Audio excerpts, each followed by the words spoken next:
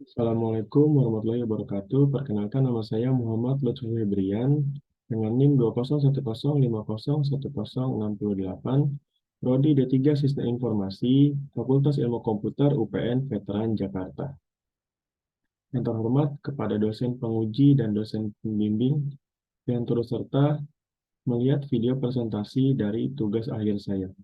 Izinkan saya mempresentasikan hasil tugas akhir saya yang berjudul Sistem Informasi Aplikasi Psikotes untuk Calon Karyawan Baru dan Karyawan yang akan naik jabatan.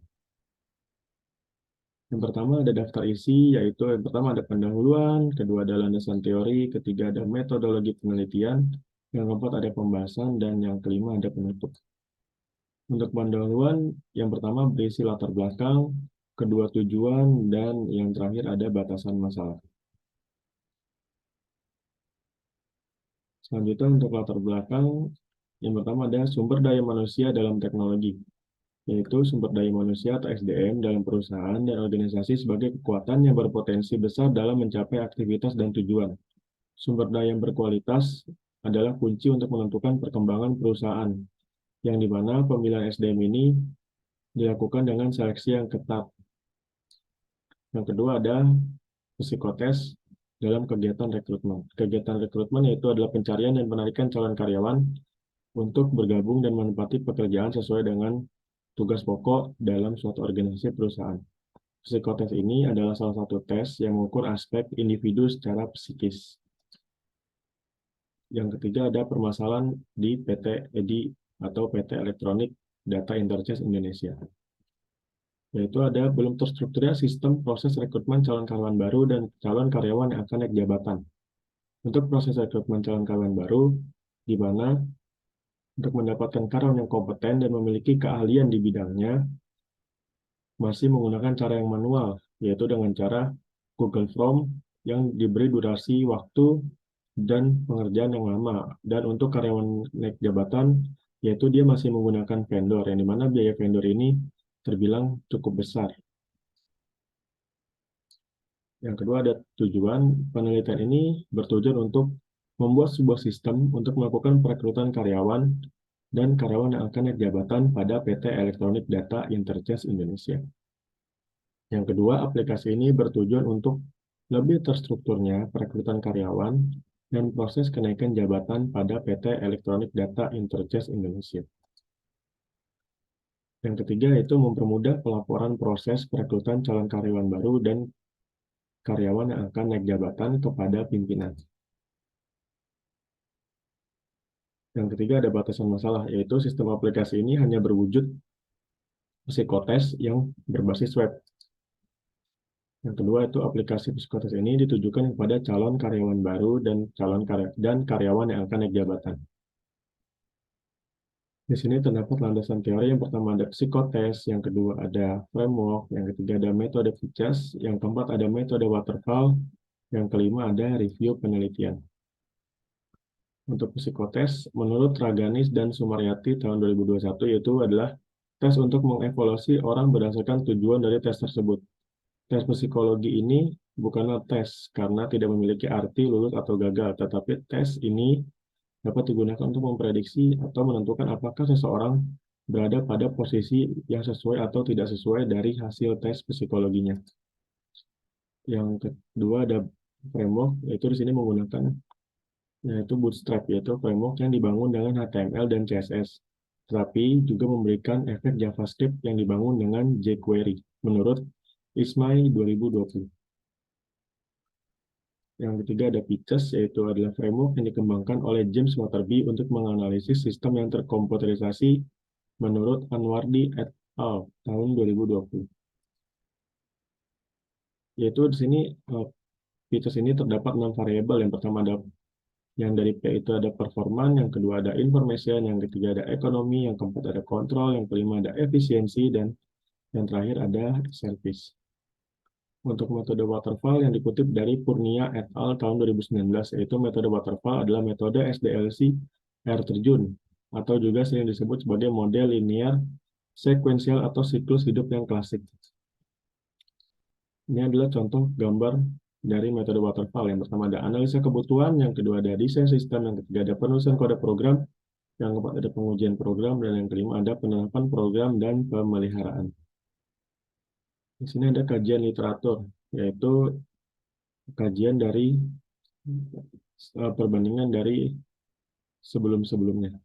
Yaitu yang pertama ada dari yang dikutip dari penulis Fauzia et al. Tahun 2022, yaitu dia berjudul Rancang Bangun Sistem Informasi Rekrutmen Karyawan pada PT Mitra Niaga.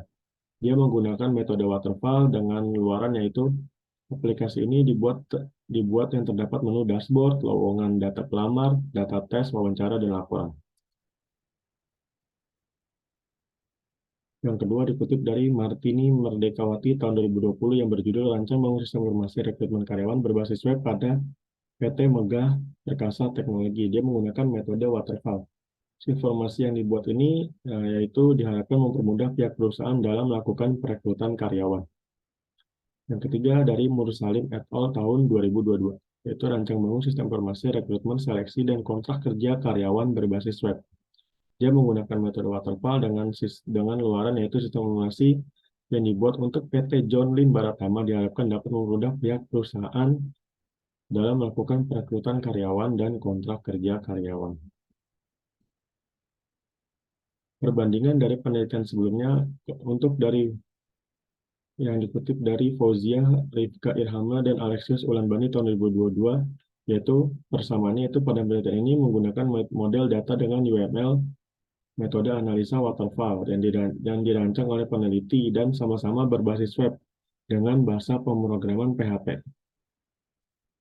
Yang perbedaan ini ada pada penelitian ini terdapat 3 user, yaitu ada pelamar, staf HRD, direktur. Pada penelitian ini hanya membahas tentang rekrutmen calon karyawan baru.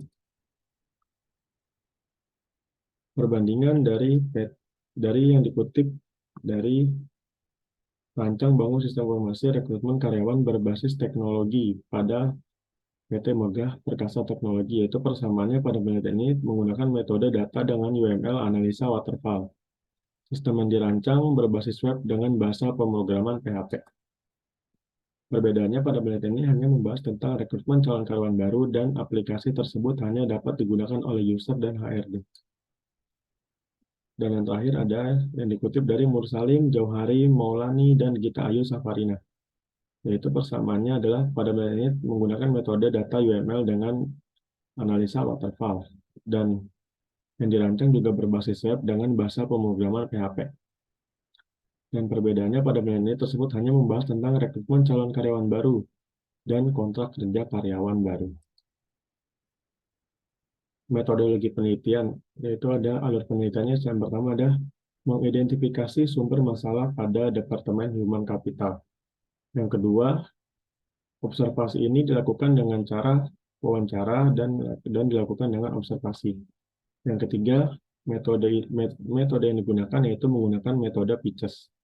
Yang keempat ada menggunakan UML, yaitu ada use case diagram, activity diagram, class diagram, dan sequence diagram.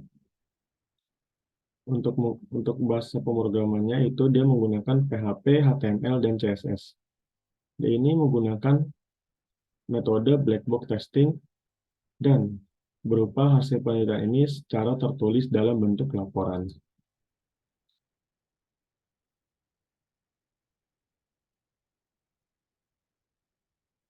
Hasil dan pembahasan, yaitu ada analisa sistem berjalan. Yang kedua ada analisis sistem usulan. Yang ketiga ada struktur menu. Yang keempat ada rancangan interface. Untuk use case sistem berjalan, yaitu terdapat 3 user, yaitu ada recruiter, kepala departemen, dan peserta. Untuk recruiter, dia dapat membuat soal, dia dapat menulis hasil tes, dan untuk kepala departemen, dia untuk melihat laporan saja. Dan untuk peserta, dia hanya bisa mengerjakan tes saja.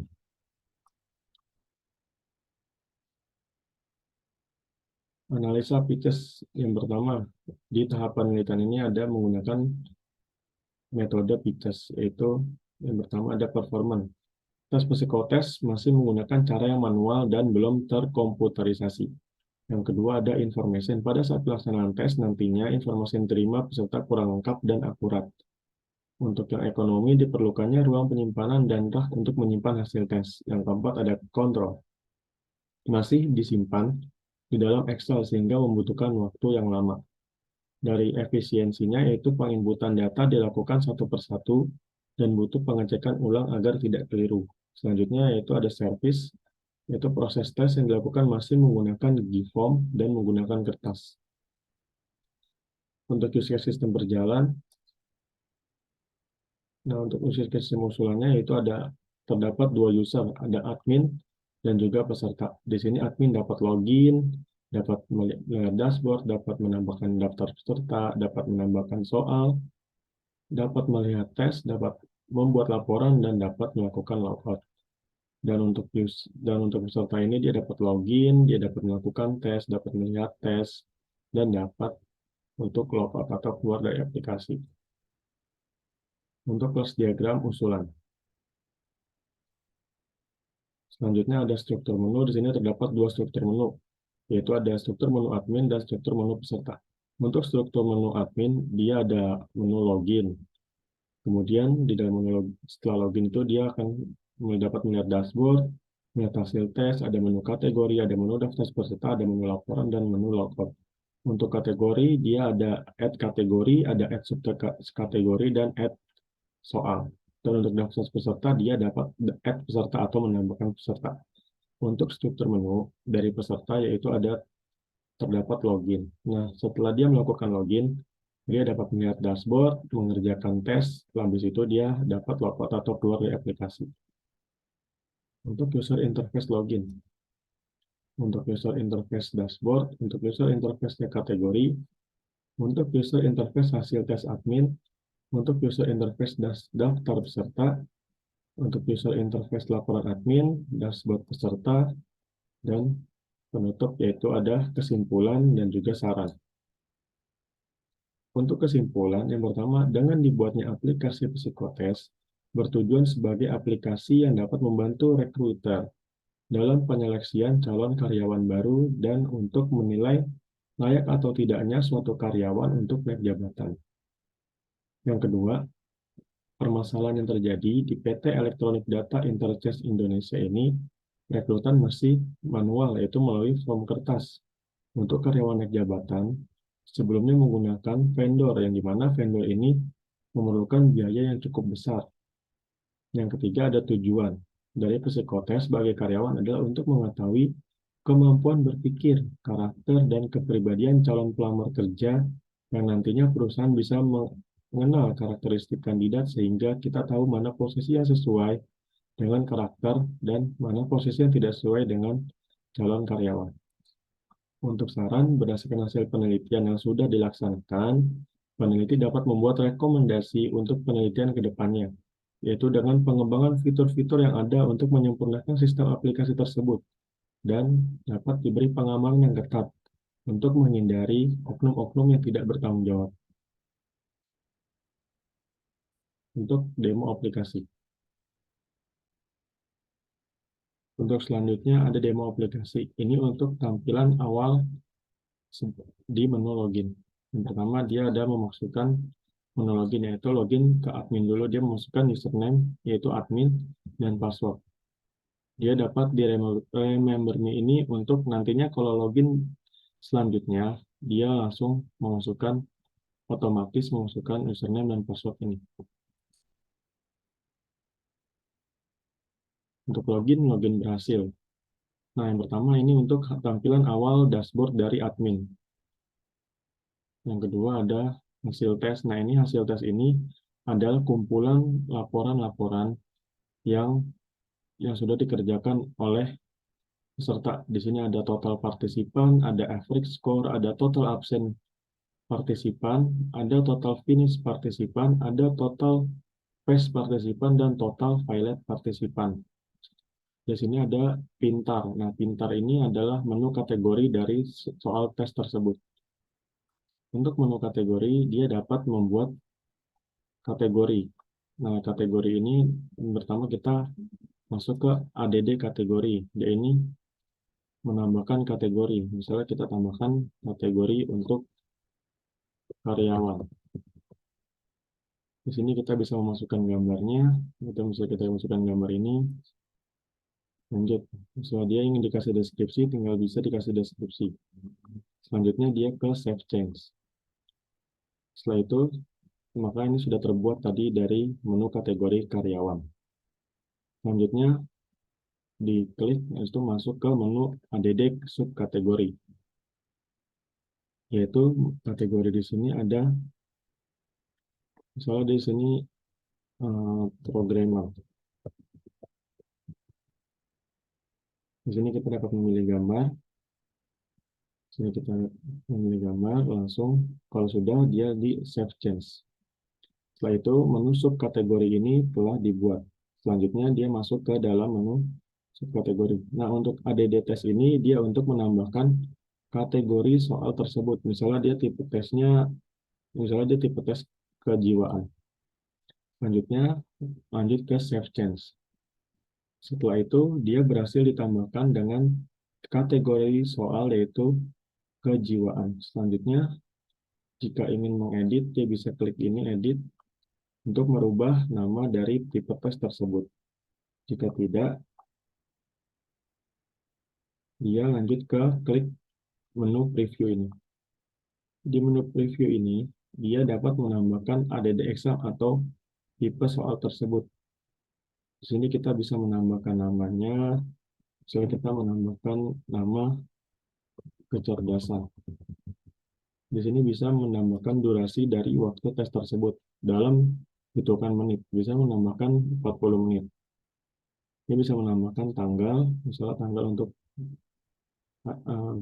hari ini di jam 10.30 sampai 11.30.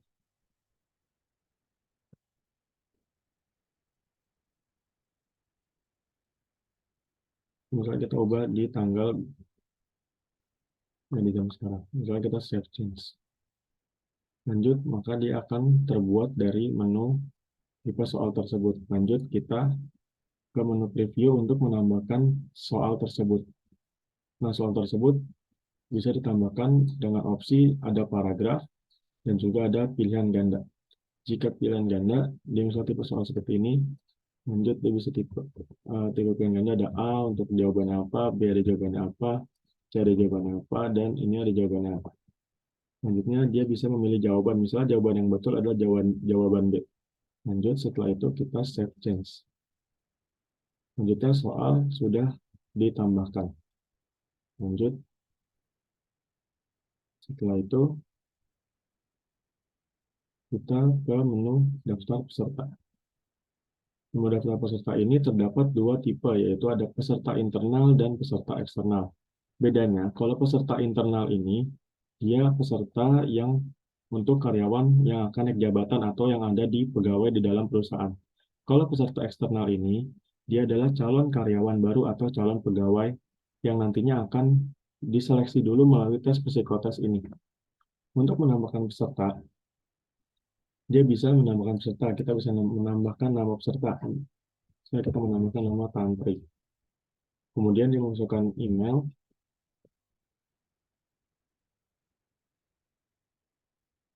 Lanjutnya, misalnya dia posisinya sebagai ini admin. Lanjut, dia bisa tipe internal atau eksternal. Kode internal berarti dia pegawai yang akan naik jabatan. Lanjut, dia bisa menambahkan alamat, misalnya dalam Bekasi Raya. Lanjut, dia bisa menambahkan username dan password, misalnya Tantri. Dan password 123. Bisa langsung ditambahkan. Selanjutnya, peserta internal sudah ditambahkan, yaitu ada dua peserta internal. Lanjut, misalnya kita mau menambahkan peserta eksternal, tinggal tambahkan lagi seperti tadi. Kita misalnya ngasih nama Valencia 20.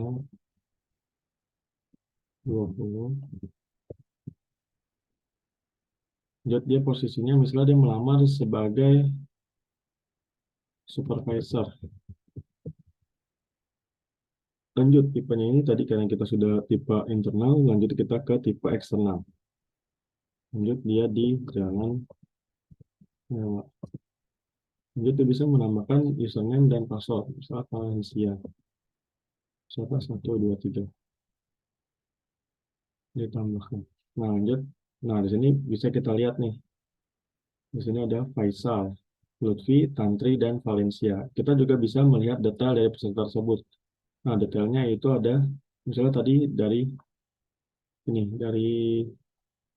kita lihat tadi yang kita tambahkan adalah punya Tantri.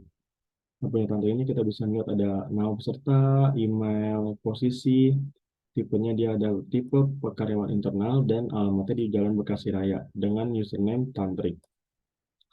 Selanjutnya untuk Valencia kita bisa menambahkannya, kita bisa melihatnya yaitu ada nama peserta, ada email, ada posisi, ada tipe, dia tipe eksternal. Tipe eksternal ini berarti dia yang akan melamar sebagai calon karyawan baru. Ada alamat, dan ada username itu Valencia. Selanjutnya kita ke menu laporan. Nah, menu laporan ini yaitu menu dari hasil tes peserta, ada skor dan submit di jam berapa. Kita bisa melihat detailnya di sini, yaitu, nah, nanti kalau misalnya dia sudah mengerjakan soal, ada skornya, ada submitnya, dia bisa melihat menu detail ini dengan ada posisinya, ada skornya, dan ada submitnya, dan dapat dicetak dalam PDF. Nah, ini bisa dicetak dalam PDF. Hasil laporan tesnya seperti ini. Lanjut, kita kemudian logout. Lanjut, kita ke punya user ya. Sini kita masukkan punya Valencia. Lanjut, login berhasil. Nah, dia jadi ada dua tipe nih. Ada tipe kecerdasan dan tipe pintar. Dari kita tambahkan ada tipe kecerdasan. Nah, kalau misalnya waktu pengerjaan tesnya sudah lewat, dia tidak bisa mengerjakan soal tersebut. Dan ini, kalau misalnya ini, waktu pengerjaan tes belum dimulai. Jadi, tes ini dapat dimulai ketika jamnya ini sudah menunjukkan pukul di jam tersebut dan di tanggal tersebut dengan waktu 60 menit dan waktu 40 menit. Kemudian di sini ada tes informasi. Misalnya dia sudah mengerjakan tes kecerdasan, kemudian di sini ada tipe examnya kecerdasan, statusnya ini berhasil, kemudian ada start time-nya mulai di pukul berapa, dan submit-nya mulai di pukul berapa. Kemudian logout. Sekian presentasi dari saya, kurang lebihnya mohon maaf. Assalamualaikum warahmatullahi wabarakatuh.